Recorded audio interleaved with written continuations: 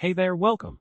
So, you're diving into Flutter iOS development, and you've run into a little hiccup that might leave you scratching your head.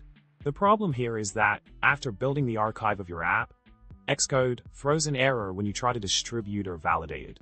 It's complaining that the archive didn't include a dSYM for the Flutter.framework with specific UUIDs. An essential piece seems to be missing, and that's what's causing the headache. Now let's talk about the solution. Fortunately, it's a simple fix. All you need to do to overcome this problem is to update your Flutter version.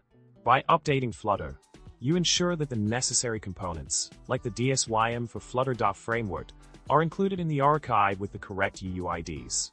This way, when you distribute or validate the app, Xcode will find what it's looking for, and you'll sail smoothly through the process.